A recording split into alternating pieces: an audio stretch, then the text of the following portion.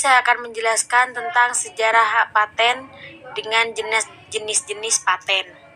Di Indonesia, kesadaran terhadap haki masih rendah. Indikasinya adalah hasil penelitian menunjukkan banyaknya jumlah sebuah hasil penemuan teknologi yang belum memiliki hak paten sehingga mudah untuk dibajak oleh orang lain. Hak atas kekayaan intelektual perlu diabsahkan adanya bentuk tertulis sertifikasi agar kemungkinan dihasilkan teknologi atau karya lainnya yang sama dapat dihindari atau dicegah. Untuk lebih rincinya, saya serahkan kepada pemateri. Baik, selanjutnya akan saya ambil alih.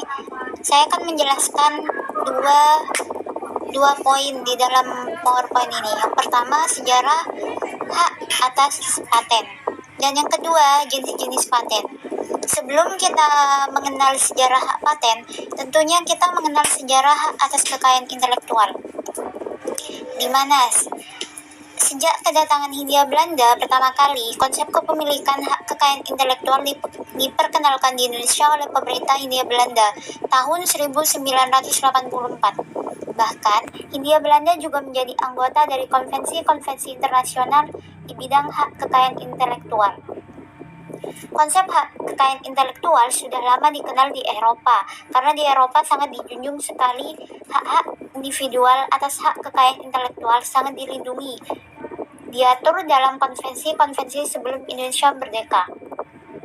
Nah, tentunya kita mengenal Paris Convention for the Protection of Industrial Property, di mana perlindungan terhadap hak kekayaan industri yang meliputi semua hak yang bisa diindustrikan seperti paten, merek, desain industri. Selanjutnya, Berne Convention for the Protection of Literary and Artistic Works untuk perlindungan karya cipta baik literasi atau literatur.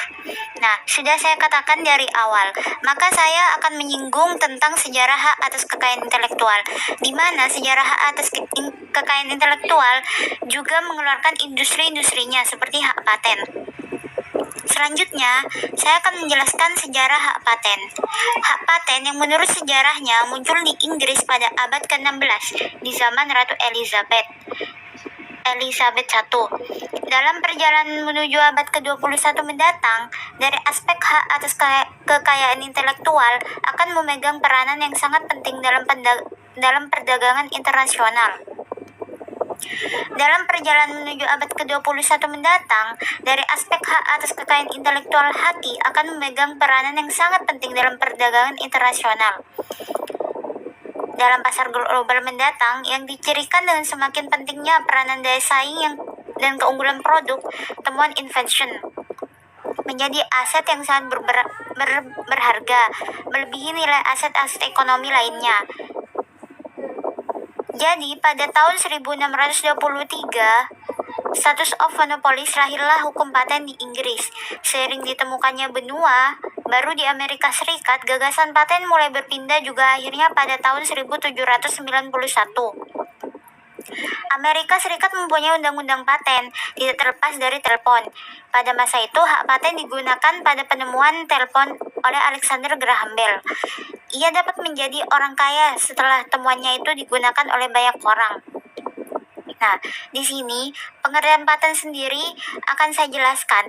Paten adalah hak khusus yang diberikan negara kepada penemu atas hasil penemuannya di bidang teknologi, untuk selama waktu tertentu melaksanakan sendiri penemuannya tersebut atau memberikan persetujuan kepada orang lain untuk melaksanakannya. Nah, paten sendiri diberikan untuk penemuan baru yang mengandung langkah inventif dan dapat diterapkan dalam industri. Adapun pengertian paten menurut pasal 1 butir A Undang-Undang Nomor 13 Tahun 2016 tentang paten. Paten adalah hak eksklusif yang diberikan oleh negara kepada inventor atas hasil invensinya di bidang teknologi untuk jangka waktu tertentu, melaksanakan sendiri invensi tersebut untuk memberikan persetujuan kepada pihak untuk melaksanakannya. Nah, jadi di sini sudah jelas, paten ini termasuk hak khusus eksekutif industri. Nah, berikutnya jenis-jenis paten ada dua di sini. Yang pertama, ada jenis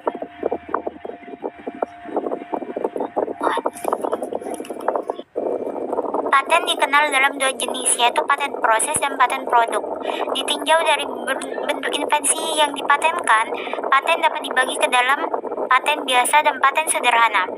Nah, dalam hal ini diterapkan pada pasal 2 Undang-Undang Paten.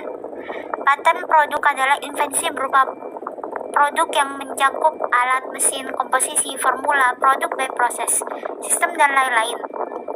Contohnya adalah alat tulis, penghapus, komposisi obat, dan tinta. Sedangkan paten proses adalah mencakup proses, metode, atau penggunaan. Contohnya adalah proses membuat tinta dan proses membuat tisu. Baik, mungkin hanya itu saja yang dapat saya jelaskan dan dapat saya paparkan. Selanjutnya akan saya beri alih kepada moderator. Baik, saya simpulkan, sejarah hak kekayaan intelektual atau HAKI tidak dapat dipisahkan dari hak cipta dan hak industri, di mana merupakan suatu kronologi waktu yang tidak terpisahkan dari awal mula masa kolonial Belanda hingga Indonesia merdeka. Pada saat umur Indonesia telah mencapai ratusan tahun dinyatakan merdeka, hak kekayaan intelektual nyatanya tidak membuat kesadaran terhadap sumber daya manusia bangsa bahwa pentingnya perlindungan hukum bagi semua kreasi, literatur maupun aristik. Mengingat perjalanan panjang dari sejarah HAKI hingga Indonesia mulai memperhatikan perlindungan hak kekayaan intelektual, khususnya melihat di era global pada saat ini, citra anak bangsa mulai mengembangkan ide-ide pemikiran yang bertajuk pada pengembangan yang menghasilkan sebuah nilai kemanfaatan. Paten diberikan dalam bidang teknologi yang memungkinkan manusia untuk memperoleh kemudahan tertentu sebagai efek positif dan penemuan itu. Maka wajarlah seorang inventor diberikan penghargaan atas invensinya. Paten dikenal dalam dua jenis, yaitu paten proses dan paten produk. Ditinjau dari bentuk invensi yang dipatenkan, paten dapat dibagi ke dalam paten biasa dan paten sederhana. Pasal 2 Undang-Undang Paten. Baik, mungkin sekian dari kami, kurang lebihnya mohon maaf. Assalamualaikum warahmatullahi wabarakatuh.